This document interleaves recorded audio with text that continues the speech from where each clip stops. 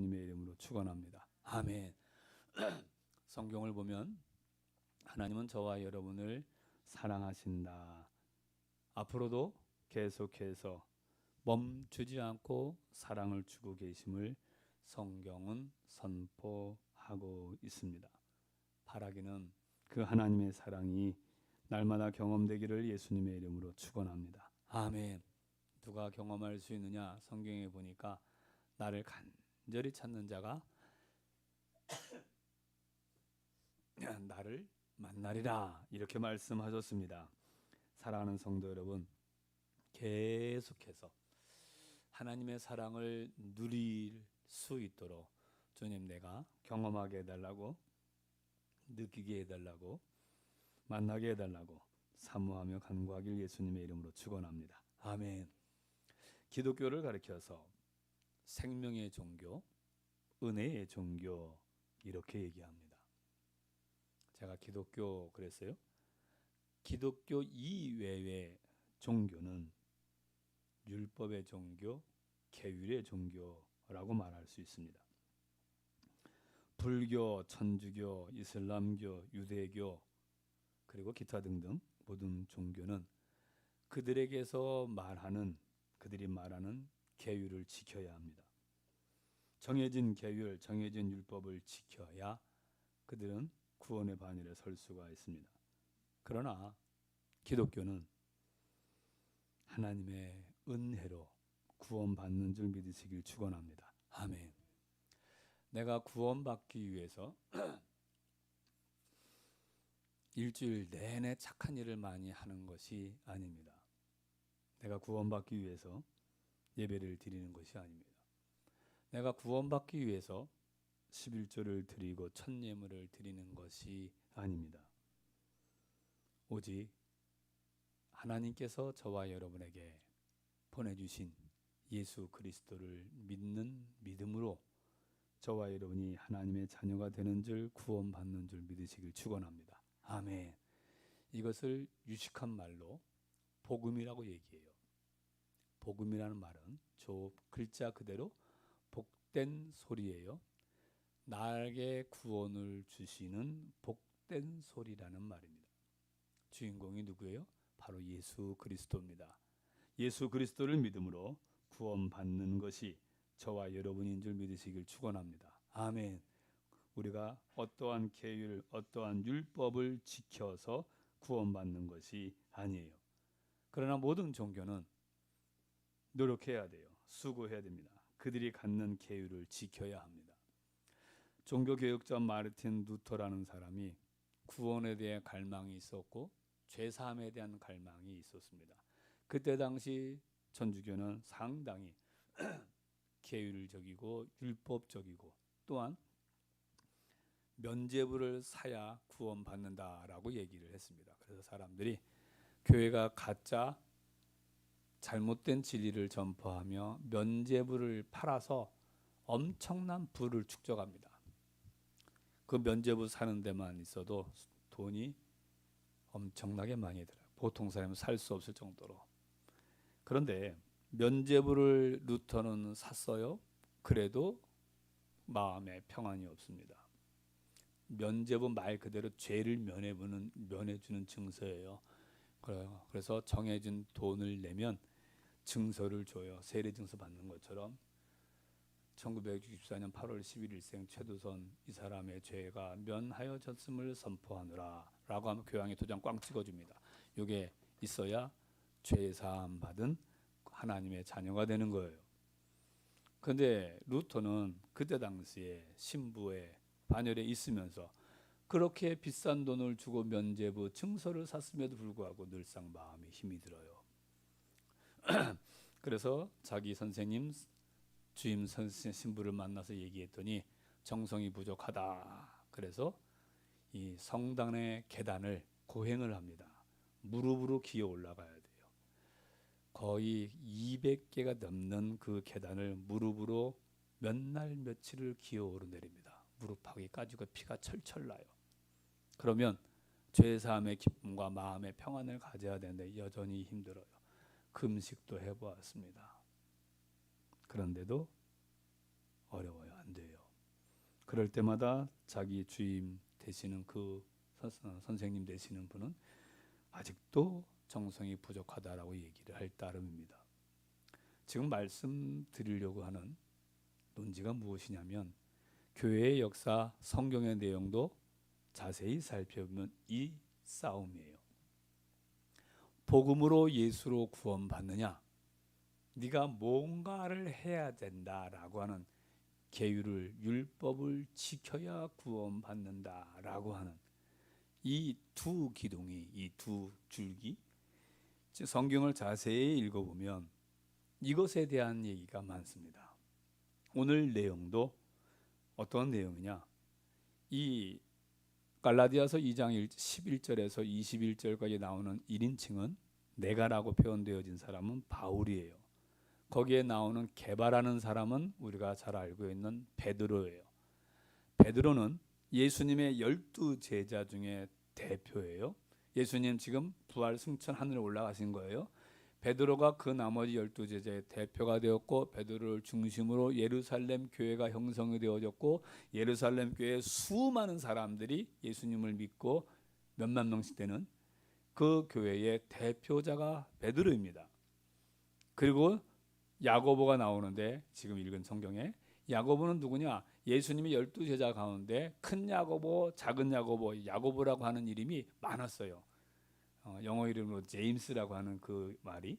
근데 그 동명이 상당히 많았는데 여기에 나오는 야고보는 예수님의 제자 야고보가 아니라 예수님의 동생 야고보예요. 예수님은 마리아의 태를 빌려서 출생을 하셨습니다. 그 이후에 마리아와 요셉이 결혼 생활을 유지하면서 태어난 아들들이 있습니다. 몇 명이 돼요. 그 중에 한 사람이 야고보입니다. 그 야고보는 예수님이 하나님의 말씀을 증거할 때에 미쳤다고 얘기했습니다. 안 믿었어요, 예수님을. 그런데 그 예수님이 행하는 여러 가지의 눈에 보여주는 기적들을 보게 되고, 언제 예수를 믿었느냐? 예수님이 십자가에서 죽으시고 부활하신 다음에 야고보가 예수님을 만나게 됩니다. 그러고서 거기에서 주님으로 고백을 하게 돼요. 내 형인 줄 알았는데, 미친 줄 알았는데 그것이 아니라 하나님의 보내신 메시아였구나 라고 하고서 야고보가 예수님을 믿게 됩니다. 그러니까 그때 당시에 야고보가 예수님을 믿었을 때의 교회의 대표가 누구예요? 베드로예요. 베드로의 말씀을 듣고 설교를 들으면서 야고보가 자라났습니다. 어느 정도 들었죠. 근데 나중에 야고보가 이 예루살렘 교회의 두 번째 목사님이 되는 거예요. 두 번째. 배경을 지금 설명하는 거예요. 두 번째 목사님이 됐습니다. 근데 야고보는 처음에 예수님을 안 믿었잖아요. 근데 그 야고보는 상당히 유대주의적인 신앙인입니다. 유대주의자라고 하는 것은 유대교에 찌들어 있던 사람들이에요. 율법을 지키고 할례를 행해야 된다라는 생각을 가지고 있는, 그것을 했던 사람입니다. 근데 이게 야고보는 우리가 읽은 우리가 성경에 야고보서를 기록한 저자이기도 하고, 야고보는 상당히 교회사들을, 연구학자들에 의하면 기도를 많이 하는 사람이래요. 오래전부터 신앙생활했던 우리 선배 부모님들, 그분들 신앙생활했던 얘기를 여러분들 들어보신 분들 아시겠지만, 옛날에는 지금처럼 의자가 아니라 우리 한국에도 마루바닥이었습니다. 그럼 마루바닥에 앉아서 무릎 꿇고 예배를 드렸어요. 여러분들의 부모님들이나 또 유세대 되시는 그 어르신들은 그 마룻바닥에 앉아서 예배를 드리며 자기 자리에 앉아서, 새벽마다 기도하시는 분들은 자기 자리가 있어요. 거기에서 무릎 꿇고 기도하다 보면 그 마룻바닥에 파이기도 하고, 눈물 콧물 흘려서 그 자리에 보면은 이게 조금에 찌들어 있는 그런 모습들이 있어요. 이것처럼 야고보도 참 기도를 많이 했던 사람인데, 산에 가서 기도했던 장소가 있어요. 그 바위 위에서 기도를 했는데 얼마나 기도를 많이 했으면 그 바위가 움푹 파일 정도로. 그래서 야고보의 별명이 낙타 무릎이에요. 우리가 아는 대로 무릎 꿇고 한 10분, 1시간만 해도 절이잖아요. 근데 낙타처럼 무릎을 꿇고 기도하고 벌떡 일어나서 달릴 수 있을 정도로 그렇게 기도를 많이 했던 그 사람이 야고보, 이 사람입니다. 하지만 이 야고보에게 있어서 아쉬운 점은 너무 율법 중심적인 생각이 많았다는 거예요. 왜냐하면 자기가 예수님을 구주로 믿기 전까지는 유대인으로 율법주의자로 살아왔었거든요. 그가 예수님을 구주로 믿고 난 다음에 신앙생활을 하다가 보니까 율법을 지켜서 할례에 가서 구원받는 것이 아니라 예수님을 믿어야 구원받습니다. 아멘 합시다. 아멘. 처음에는 그것이 복음이고 들었어요. 그런데 자기는 유대인으로 살다가 예수님을 믿게 되어져서 그래서 여전히 말하고 생활하고 행동하는 것이 유대적인 습성들이 많습니다. 한국 사람이 한국적인 습성이 있는 것처럼 말이에요. 그런데 교회 신앙생활도 이렇게 쳐다보니까 그 교회 안에 누가 있느냐? 이방인 기독교인들이 있습니다. 이방인 기독교인들은 그냥 세상에서 이방의 법대로 살다가 예수님에 대한 소식을 듣고 그 복음을 전해 듣고 나도 예수님 믿어야 되겠다, 죄사함 받아야겠다, 천국 가야겠다 라고 싶어서 예수님을 믿은 사람들이에요. 내 마음대로 살다가 예수님을 믿은 사람들.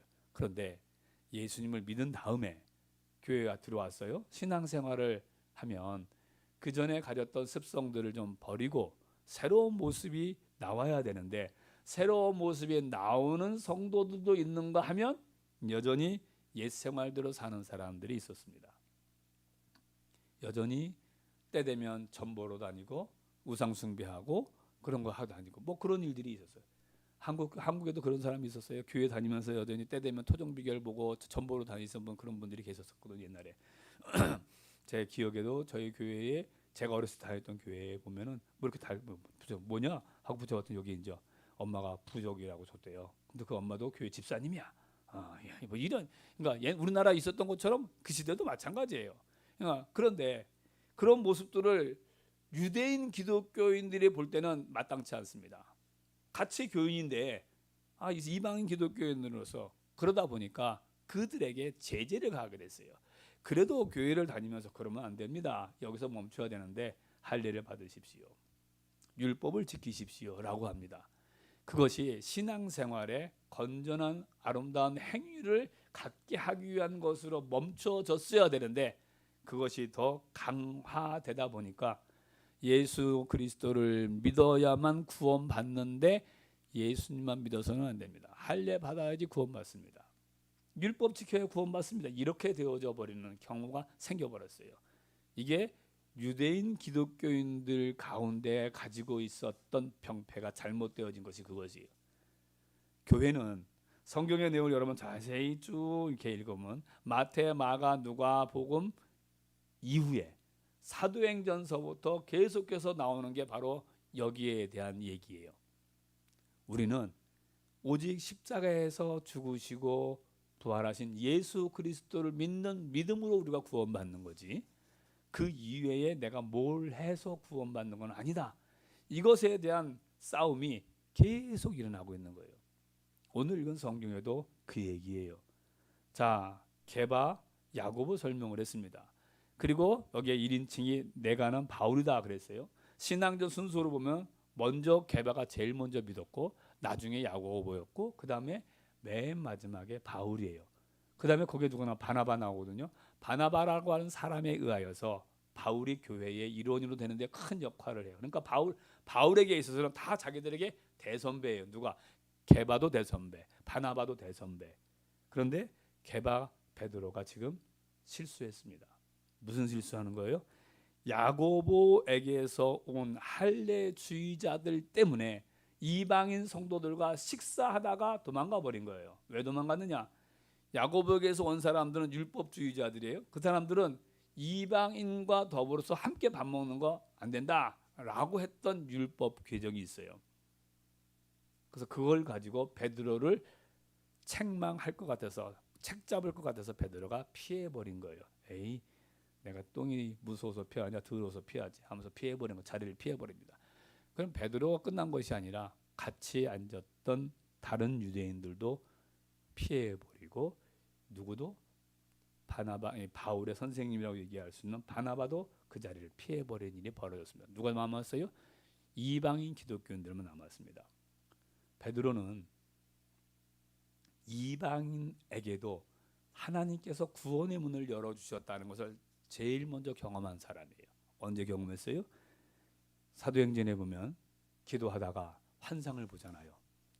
구약시대 때 먹지 말라고 한 부정한 음식들이 하늘에서 보자기를 쏴서 내려와서 베드로야 잡아먹어라. 아니 하나님, 내가 지금까지 한 번도 이런 부정한 음식 안 먹었습니다. 내가 깨끗하게 한 것을 네가 왜 더럽다고 하느냐? 몇 번이나, 3번이나 보자기 환상을 베드로가 보게 돼요. 그 다음에 누가 와요? 고넬료에게서 보낸 사람들이 왔고, 베드로가 하나님의 성령께서 따라가라 해서 고넬료 집에 가서 하나님의 말씀, 예수님을 전할 때에 사도행전 2장에 마가 요한의 다락방에서 나타난 성령의 역사가 거기에 나타나는 거예요. 그때 베드로가 이렇게 고백합니다. 아, 하나님께서는, 우리는 유대인 이방인 따졌는데 하나님은 유대인 이방인 따지는 것이 아니라 누구든지 이 하나님은 예수를 믿는 자에게 성령을 주시고 하나님의 자녀로 삼아 주시는구나. 하나님은 사람을 차별하지 않는구나. 베드로가 경험한 거예요. 자가 직접. 그랬던 그가 교회의 지도자로서, 여러분, 하나님께서는 이방이나 유대인이나 차별이 없이 다 구원하십니다. 이렇게 설교하고 이방 기독교인들 당신들 예수님 믿어서 훌륭합니다라고 했던 그 사람이 유대주의자들이 온다는 소리에 이방인 기독교인을 남겨두고 다 도망가 버린 거예요. 성경은 이것을 외식이다 이렇게 얘기했어요. 거기 한번 성경 읽어보겠습니다. 자, 11절에서 13절까지. 자, 제가 지금까지 설교하기 위해서 배경을 쭉 설명한 거예요. 11절 시작. 게바가 안디옥에 이르렀을 때에 책망받을 일이 있기로 내가 그를 대면하여 책망하였었노라. 야고보에게서 온 어떤 이들이 이르기 전에 게바가 이방인과 함께 먹다가 그들이 오매 그가 할례자들을 두려워하여 떠나 물러가매 남은 유대인들도 그와 같이 외식함으로 바나바도 그들의 외식에 유혹되었느니라. 아멘. 외식이라고 얘기합니다. 외식했다. 이 외식이라고 하는 단어를 살펴보니까 위선적인 행동, 가면을 썼다, 연극했다, 이러한 표현이 되어져 있어요.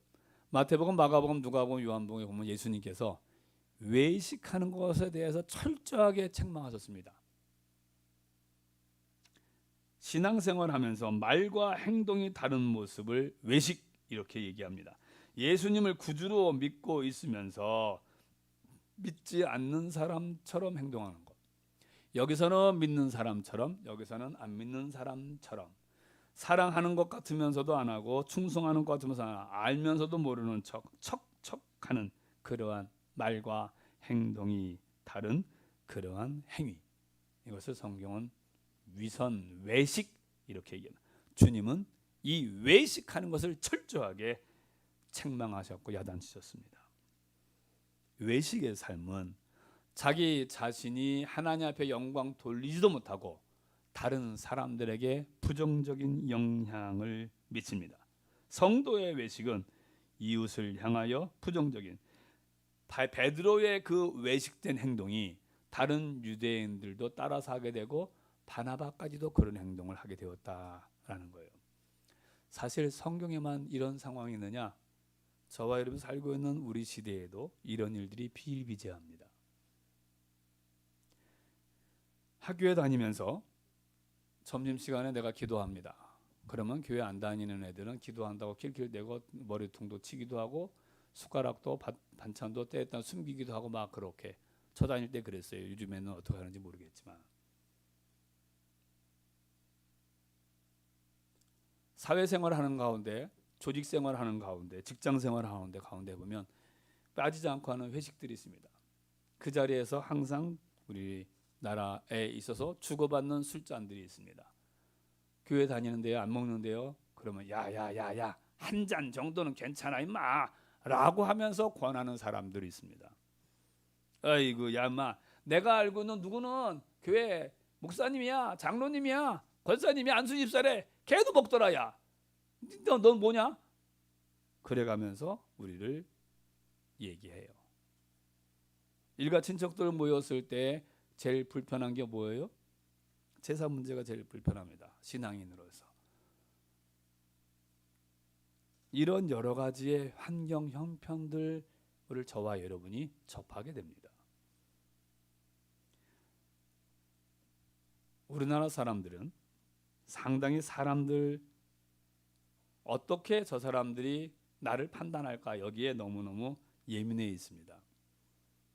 물론 사람들이 저와 여러분을 어떻게 평가할까 이것도 또한 우리에게 중요한 문제이기도 합니다. 그러나 여러분 오늘 읽은 성경에 베드로는 할례자들로 인하여 책망을 받을까봐 평가받을까봐 할례 받은 자들이 야고보에게서 온 율법주의자들이 베드로 선생님 뭐 하는 짓입니까? 라고 한다 그래서 베드로가 저주를 받고 멸망되어지고 지옥의 형벌을 받느냐? 그렇지 않습니다.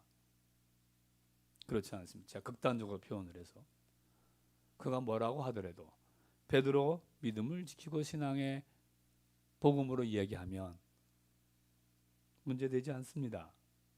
그런데 저와 여러분이 사는 우리의 신앙, 우리의 생활 현실에서 보면 조직 사회에서 여러 가지 주의를 성수해야 되고 그 다음에 권하는 술과 담배를 내가 금하게 되고 하다가 보면 너는 왜 유불약에 믿니?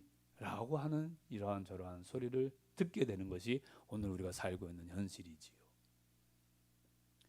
그런데 여러분 내가 그들의 요구대로 한 잔을 받아주고 내가 그들의 요구대로 행하다 보면 나의 그 행위가 어떻게 돼요?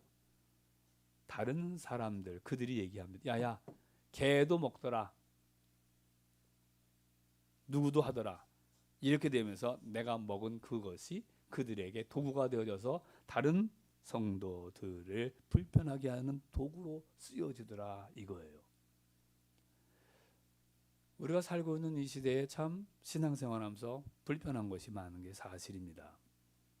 오늘 성경은 기독교의 성경에서 지금 얘기하려고 하는 것이 우리가 좀 생각을 좀 하셔야 돼요. 자, 1인칭 바울이라고 그랬습니다. 제일 신앙의 후배예요.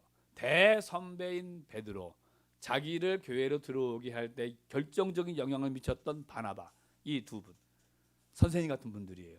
그런데 베드로가 바울이 그들을 향하여서 지금 어떻게 그럴 수 있습니까? 라고 하면서 지금 책망하고 있는 거예요. 많은 사람들 앞에서. 왜 그랬을까요? 베드로와 바나바가 갖는 영향력이에요. 더군다나 기독교의 신앙에 있어서는 이게 근간을 흔드는 거예요.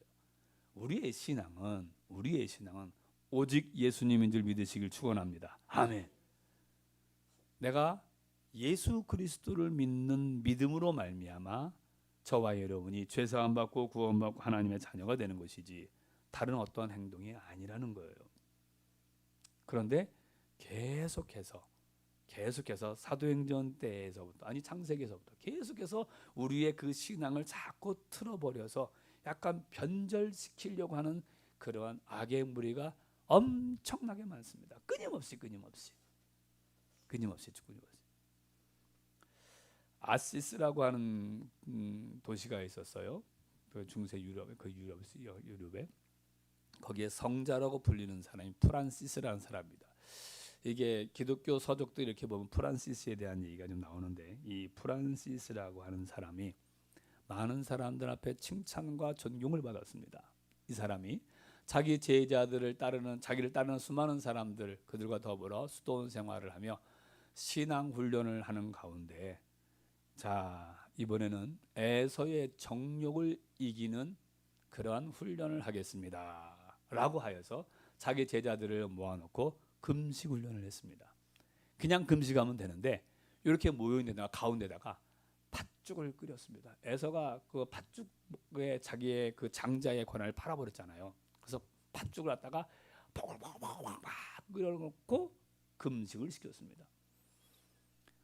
아시스라고 하는 위대한 선생님에게서 배우겠다고 찾아올 정도의 수많은 사람들이었기 때문에 기본은 합니다.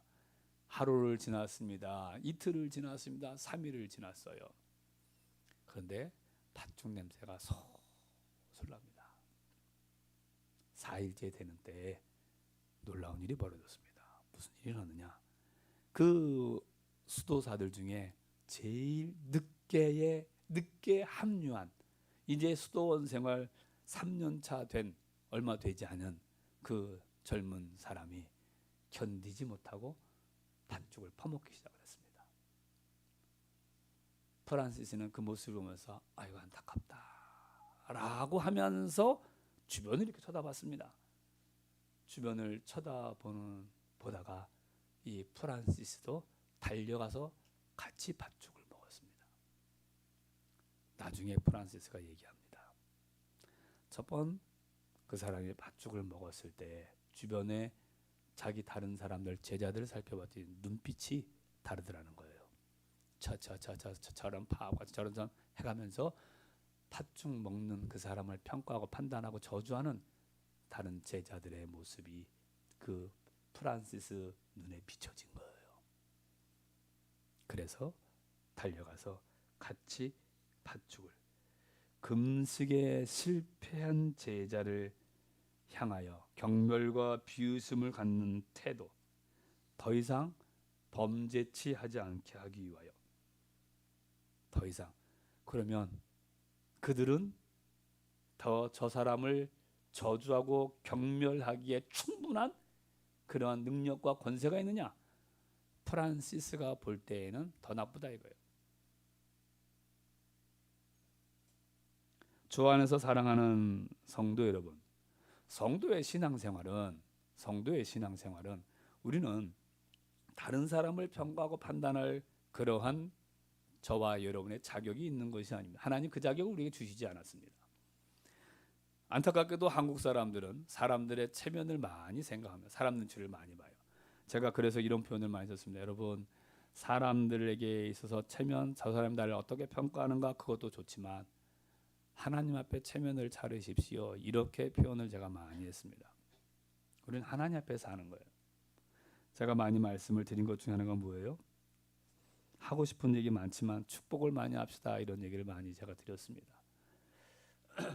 근자에 제 주변에 후배 목사님이 한 분이 생겼는데 그 친구가 저한테 늘상 하는 얘기예요. 선배님, 자기의 가르침을 주세요. 그래요. 내가 널 뭘 가르치냐? 저랑 딱 띠동갑이에요. 근데 외모는 비슷해. 좀 이렇게 그 친구가 좀 나이 먹어 보여요. 12년 차이가 나요. 그런데 저보고 동갑이지만 띠가 같지만 그래도 좀 가르쳐 주세요라고 얘기를 해요. 제가 뭐라고 얘기하겠어요? 저 열심히 그분을 축복합니다. 제가 목사님이 된지 개척을 한지 지금까지 이렇게 하면서 수많은 시간이 흘렀고 하고 싶은 말 많습니다. 설교할 때 이렇게 해라, 성도들 대할 때 이렇게 해라. 저도 경험 많이 했으니까. 그런데 그거 하지 않습니다. 왜요?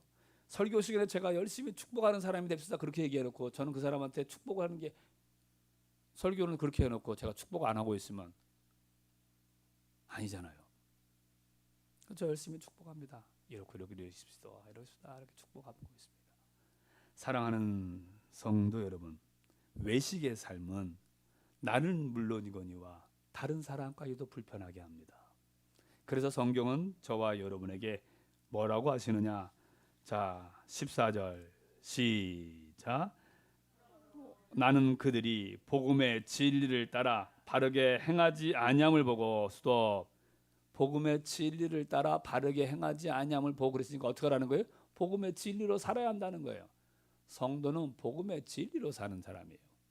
복음의 진리가 뭐예요? 아까 말씀을 드렸듯이 복음이라고 하는 것은 하나님께서 나를 구원하기 위해서 주신 복된 소식이에요. 누구예요? 예수 그리스도입니다. 그래서 그 14절, 15절, 16절, 17절까지의 내용이 무슨 내용이냐?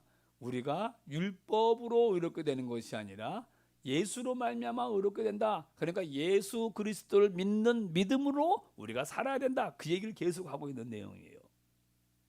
사랑하는 성도 여러분, 저와 여러분의 신앙은 예수님인 줄 믿으시길 예수님의 이름으로 축원합니다. 아멘.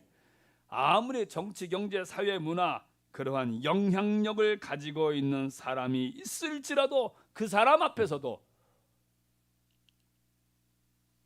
저와 여러분의 말과 행동은 예수님 중심, 예수님께서 나를 사랑해 주신 그 사랑으로 내가 표현하고 말하고 나의 신앙을 지켜가는 것, 그것이 바로 성도인 줄 깨달으시길 축원합니다. 아멘. 이것을 19절 20절에서 이렇게 표현한 거예요. 19절 20절 시작. 내가 율법으로 말미암아 율법에 대하여 죽었나니 이는 하나님에 대하여 살려 함이라.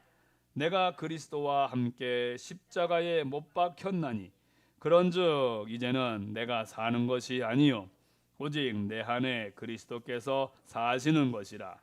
이제 내가 육체 가운데 사는 것은 나를 사랑하사 나를 위하여 자기 자신을 버리신 하나님의 아들을 믿는 믿음 안에서 사는 것이라. 아멘. 즉 복음으로, 복음의 진리로 사는 것은 하나님을 향하여 사는 거예요. 사랑하는 성도 여러분, 하나님을 향하여 살기를 예수님의 이름으로 축원합니다. 아멘. 그것을 율법에서는 죽은 자다 이렇게 얘기해요. 율법에 대해 죽었다라는 말은 율법에 매이지 않는다는 것이고, 구원의 조건이 율법을 지키는 것이 아니라 구원 받았기 때문에 내가 율법을 지키는 거예요. 이것과 동일합니다. 어린 시절에 우리 부모님의 말씀에 순종하는 것이, 복종하는 것이 당연한 것이었잖아요. 순종하지 않을 때에 따라서는 여러 가지의 제한을 받았지요. 야단도 맞고 체벌도 받았습니다. 하지만 나를 향하신 부모님의 사랑을 내가 바로 깨달으면 효도는 하지 말라 그래도 자발적으로 효도가 돼요. 어렸을 때는 어머니에게 인사하라, 아버지에게 인사하라 이렇게 그냥 가르쳐서 배웠지만, 내가 깨달은 다음서부터는 내 어머니, 내 아버지를 존경하게 되고 효도하게 되는 것. 즉 율법이라고 하는 것은 죄를 깨달아서 예수 그리스도로 말미암아 구원받은 성도가 되면 그 다음에는 내가 예수님이 나를 위해 십자가에서 죽으셔서 나를 사랑하신다는 걸 경험하고 깨달으니까 주일날 예배 드리라고 하지 말라고 해도 예배를 드리게 되는 거고, 11조를 하지 말라고 해도 하게 되는 거예요. 왜? 그 주님이 나를 사랑하고 내게 은혜를 베풀어 주신 것에 감사하니까. 예수님의 십자가의 사랑을 경험하면, 예수님의 하나님의 사랑을 경험하면 자발적으로 하나님 중심적으로 살아가는 거예요. 사랑하는 성도 여러분, 간절히 비옵기는 외식이 아니라 복음으로 사는 사람, 하나님을 향하여 사는 사람, 이것이 성도인 저와 여러분들 깨달으시길 예수님의 이름으로 축원합니다. 아멘. 그런데 실제로 저와 여러분이 이러한 신앙을 갖고 내게 주신 삶을 살다가 보면 좀 어렵습니다. 코로나19 전염병이 온 세상을 강타한 환경 속에서 성도로 살기가 좀 불편합니다. 직장 상사의 눈치도 보게 되고 이웃의 눈치도 보게 되지요. 성경은 이렇게 얘기하죠. 오른뺨을 치면 왼뺨도 돌려대라. 속옷 달라 그러면 겉옷까지 주어라. 오리를 가자 그러면 심리까지 가거라. 원수를 미워하지 말고 사랑해 주어라. 아니, 사랑에 끝나는 것이 아니라 그 원수를 위해서 기도해 주어라. 이렇게 성경이 얘기합니다. 여러분 이거 할 수 있어요? 어렵습니다. 솔직히. 성경의 요구대로, 주님의 말씀대로 다 할 수 있느냐? 못해요. 솔직히. 그것 해야 구원받는다라고 되어 있지 않습니다. 계율과 율법의 종교가 아니에요. 기독교는 사랑의 종교예요. 기독교는 하나님의 은혜예요. 사람의 노력으로 참 어렵습니다. 사람이 그렇게 살 수 있느냐? 못 살아요. 그런데 여러분, 우리 주변에 보면 그렇게 사는 사람들이 있습니다. 그렇게 사는 사람이 있어요. 조지 뮬러라는 사람이 있었습니다. 2만 번의 기도의 응답을 받았다라고 하는 사람이에요. 여러분 2만 번 한번 생각해 보세요. 하루에 한 번씩 기도 응답 받아도 1년이면 365일, 10년이면 3650, 그죠? 10년이면 100년이면 36,000이니까 2만 번이면 그래도 꽤 오랫동안 기도 응답을 엄청나게 많이 받은 사람이잖아요. 그 사람에게 어떤 사람에서 묻습니다. 선생님, 도대체 어떻게 그렇게 능력 있는 성도의 삶을 사셨습니까? 이렇게 얘기했습니다. 갈라디아서 2장 20절입니다. 내가 살면 예수님의 능력이 내 안에 안 나타나더라고요. 그러나 내가 죽으니까 예수님의 능력이 나의 생애를 통해 나타납디다. 이렇게 이야기를 했답니다. 설교 준비하면서 찾았던 그 내용을 하나 소개하고 마치려고 합니다. 이 제가 찾아낸 내용, 그 내용을 썼던 때가 언제냐? 성수대교 사건이 일어나고 5년이 지났던 때예요. 그러니까 성수대교가 무너지고 5년이 지나고 나서 그때에 있었던 일들을 쓰셨던 어느 목사님의 글입니다. 자기 교회 다니고 있는 성도 얘기예요. 자기 교회 다니는 그 여자 집사님이 계셨는데 성수대교가 무너지기 1년 전에 남편이 군에 있었는데 사고로 1년 전에 죽었어요. 1년이 지나서 성수대교 사건이 일어난 거예요. 성수대교가 끊어졌습니다.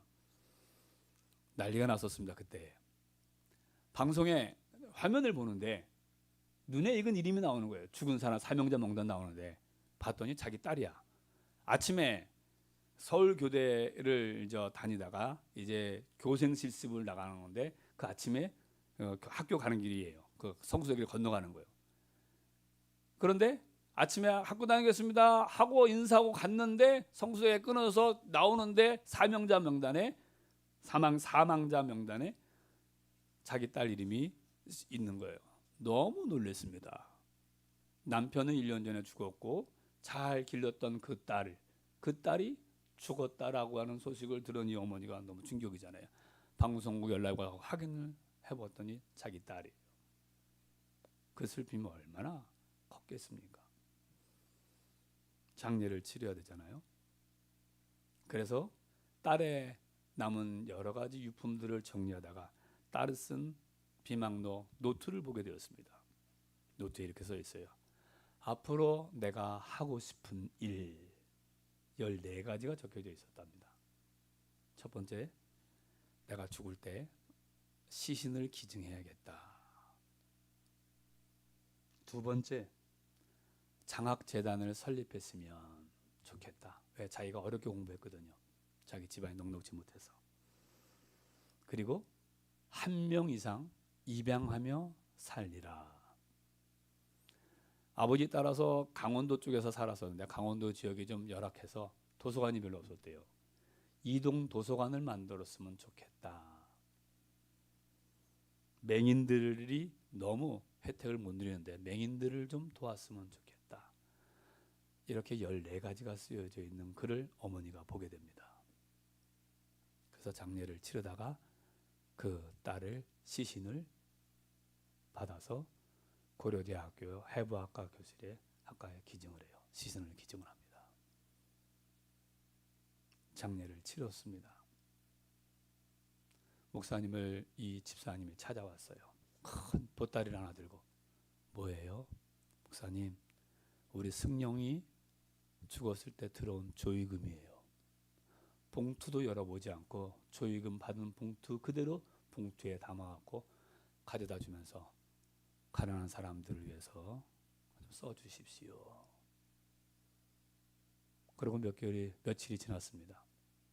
또 찾아왔어요. 아니 또 왜요? 나라에서 국가에서 보상금이 나왔대요. 2억 5천만 원이 됐대요. 그 시대에. 그러면서 그걸 목사님에게 드리면서 승영이가 장학재단을 얘기를 했는데 이것 갖고 될런지 모르겠네요. 그래서 그걸 내놓더래요. 그 집사님네 집은 8평짜리 살고 있는데 그것도 세대로 살고 있더래요. 그런데 그렇게 그 글 쓴 그때, 그러니까 성수대교가 끊어진 지 5년 지나서 그 글이었으니까 내년에는 강원도 지역에 이동 도서관 그 차를 준비하고 지금 거의 90% 이상이 되어져서 내년에는 시행이 될 거다라고 그렇게 쓰셨더라고요. 그러면서 그 목사님이 그 집사님에 대한 얘기를 썼습니다. 내가 알고 있는 그 집사님은 연약한 여자다. 누가 봐도 연약하고 어떻게, 그러나 그녀의 믿음은 누구와 비할 수 없는 장부의 믿음을 가졌다라고 그 목사님께서 썼더라고요. 여러분, 저도 여러분도 우리도 다 같이 예수님을 믿으며 살고 있습니다. 설교 준비하면서 한번 생각을 했어요. 어떻게 사는 것이 정말 하나님이 기뻐하시는 모습일까? 어떻게 살아야 될 것인가? 여러분, 지금까지 여러분 어떻게 살아오셨습니까? 앞으로 어떻게 살아가실 것입니까? 나름대로의 여러 가지의 생각, 고민들이 많이 있으실 것입니다. 내가 과연 할 수 있을까? 근데 성경은 이렇게 얘기합니다. 내가 사는 것은 나를 사랑하사 나를 위하여 자기 몸을 버리신 하나님의 아들 예수 그리스도를 믿는 믿음으로 사는 것이다. 그게 성경이 우리에게 가르쳐 주시는 성도의 삶입니다. 우리의 벌어진 여러 가지 삶의 양편 환경, 누구를 책망하고 손가락질하고, 아니요, 그럴 시간이 없습니다. 그럴 자격도 저와 여러분에게는 없어요. 하나님 앞에 내게 주신 성도의 삶, 외식이 아니라 하나님을 향하여 살아가는 저와 여러분 되기를 예수님의 이름으로 축원합니다. 아멘. 기도하겠습니다. 저와 여러분은 예수님으로 충분히 살아갈 자격이 있는 하나님의 사람입니다. 말씀을 생각하시면서 결단하며 다짐하며 1분간 기도하겠습니다. 기도합니다.